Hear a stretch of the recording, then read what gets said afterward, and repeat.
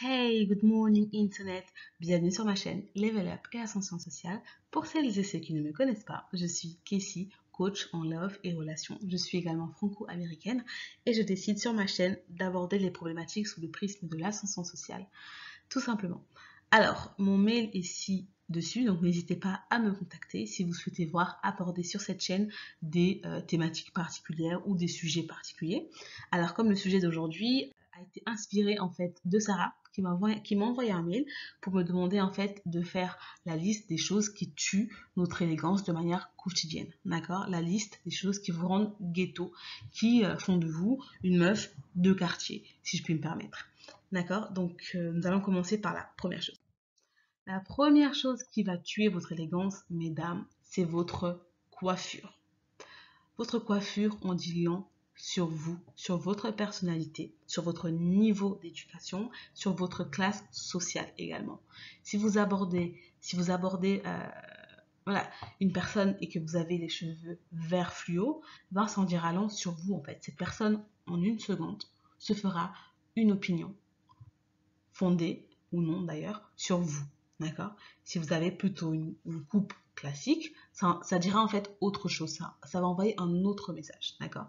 Et donc, la plupart des personnes fait justement des erreurs très basiques dans le sens où elles vont se calquer sur les modèles Instagram, elles vont se calquer sur des modèles comme Cardi B, Nicki Minaj, mais je rappelle que Cardi B, d'abord, un, était une stripteaseuse, pardon, je vais y arriver, et deux, c'est une entertainment. C'est une personne qui est là pour vous divertir. C'est une personne qui est payée en fait pour un petit peu jouer le clown dans le sens où elle est payée pour être vue. Et donc pour être bien vue, elle a besoin euh, d'être dans l'excès par rapport à tout ce qu'elle fait, notamment par rapport à la coiffure, d'accord? Et vous, mesdames, dans la vraie vie, dans le monde réel, euh, en tout cas je l'espère, vous n'êtes pas des personnes de showbiz. Vous n'êtes pas des personnes qui doivent absolument à tout prix être remarquées dans le bon comme dans le mauvais sens. Donc, je vous conseillerais de vous éloigner de ce stéréotype-là. Vous n'avez pas à avoir des cheveux vert fluo. Vous n'avez pas à avoir des cheveux bleu fluo. Vous n'avez pas à avoir des cheveux rouge flashy. Ma foi, si vous souhaitez le faire, allez-y, faites-le, mais en tout cas, sachez que vous n'allez pas être élégant. Avec ça, c'est très difficile de l'être avec une coupe de cheveux voilà, qui sort très fortement de l'ordinaire. Je vous conseillerais, si vous voulez un petit peu de couleur, mais visez des couleurs qui sont quand même assez naturelles et proches de votre couleur naturelle. N'allez pas dans les extrêmes, d'accord?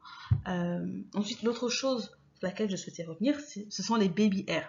Je ne sais pas qui vous a fait croire que les baby hairs devaient faire 15 cm de long, mais cette personne vous a menti. Ok? Les baby hairs, ce n'est pas élégant en fait. Personne naturellement n'a des cheveux comme ça. Ces modèles-là, vous les voyez que sur les réseaux sociaux en fait. Mais dans la vraie vie, dans les personnes élégantes, personne ne va oser aborder ça en fait. Personne ne va arborer pardon, des baby hairs qui vont faire 20 cm, des coiffures très très colorées. En fait, dans la vraie vie, les gens sont simples, sont classe et essaient de se comporter de manière digne, d'accord? Je ne dis pas que c'est digne, mais je dis juste que pour les réseaux, ça peut paraître chic, etc. C'est marrant, mais dans la vraie vie, vous serez marginalisé si vous osez porter ce genre de choses. Ensuite, la deuxième chose sur laquelle je voulais insister, ce sont les faux ongles. Je sais vraiment pas ce que vous... Enfin, je sais pas. I don't know who lied to you guys. Je sais pas qui vous a menti, que ça c'était beau, que c'était chic, c'était élégant. Je vois des femmes qui vont dépenser des 100 euros tous les mois pour se faire des faux ongles de 10 cm alors que c'est moche. Non, non seulement c'est moche, en plus c'est pas pratique et vous renvoyez tout de suite une certaine image en fait chez les gens normaux. Personne dans la vraie vie n'a des ongles comme ça. Personne dans la vraie vie ne se balade comme ça.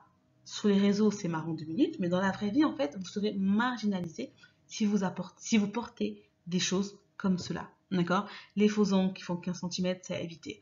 À la limite, une petite manucure, French manucure par exemple, c'est très clair, voilà, c'est beau, c'est classe, c'est élégant, ça passe partout. Regardez par exemple les personnes de la famille royale. Est-ce que vous voyez par exemple une Kate Middleton porter des ongles comme ça? Est-ce que vous voyez une Meghan Markle porter des ongles comme ça? Est-ce que vous voyez Michelle Obama porter des ongles comme ça? La réponse est non, parce que personne ne fait ça dans la vraie vie en fait, tout simplement. Ensuite, un autre sujet qui va fâcher, ce sont les fossiles. Je ne comprends pas cette addiction que vous avez à poser des fossiles de 10 cm, des fossiles qui sont vraiment pas pratiques, vraiment pas efficaces, qui vous empêchent de voir aussi, je suis sûre. Je ne sais pas qui vous a dit que c'était beau en fait, je ne comprends pas. Je ne sais pas qui vous a dit que ça plaisait aux hommes, je ne sais pas à quel type d'homme ça plaît. Enfin, je sais, le type d'homme, voilà, rappeur, un petit peu ghetto, etc. Ok, mais chez les personnes normales, euh, j'ai envie de dire que avoir des fossiles comme ça, c'est très mal vu en fait. Ça fait stripteaseuse, ça fait meuf d'Instagram, ça fait OnlyFans en fait. Une personne de bonne éducation ne se permettra pas de porter ce genre d'accoutrement euh, esthétique en fait, tout simplement devant les gens. Donc, n'allez pas vous ruiner, acheter des fossiles, voilà, c'est pas beau. En tout cas, c'est mon opinion. Et ensuite, c'est pas pratique. Ça ne donne pas une bonne image. Je suis désolée de vous l'apprendre, mesdames, mais c'est la vérité. Optez toujours pour un make-up discret, un make-up classique. Vous pouvez porter des fossiles, bien évidemment, mais faites en sorte que ça puisse paraître quand même naturel, quoi. Voilà, bien travaillé. N'ayez pas en fait un make-up too much. Ayez des choses sophistiquées, classe et discrètes, tout simplement. Ensuite, des choses qui vous rendent cheap, les tatouages et les piercings. Une femme qui est tatouée de la tête aux pieds, elle aura du mal à être élégante. Une femme qui a des piercings partout, surtout au niveau du visage, c'est un red flag en fait. Dans les hautes sociétés, dans les sociétés où quand même les personnes sont valorisées par rapport à leur statut social, en fait, on ne vous pardonnera pas si vous vous pointez comme ça avec un piercing au milieu de la langue, en fait. Ça fait écho à un certain type de personne, ça fait écho à une certaine, à des mœurs, en fait, bien définies, et vous aurez du mal à être prise au sérieux.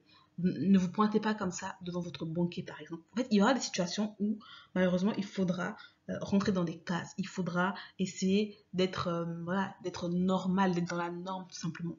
Se pointer devant votre banquier, aller comme ça lors d'un entretien d'embauche, à moins que vous travaillez voilà, dans un secteur un petit peu particulier, mais euh, en tout cas dans la plupart des secteurs, c'est rédhibitoire. Une femme qui a des tatouages voilà, sur tout le corps, surtout au niveau du visage, encore sur le corps, il y a des parties qu'on peut cacher, mais par rapport à votre visage, c'est chaud, c'est vraiment assez tendu, et donc je vous déconseillerais, pour celles qui n'ont pas encore sauté le pas, de vous tatouer le visage, d'avoir des piercings déplacés au niveau de la langue, au niveau du nez, au niveau de l'arcade sourcilière. Ne faites pas ça. N'ayez pas non plus 10 000 piercings par rapport à vos oreilles.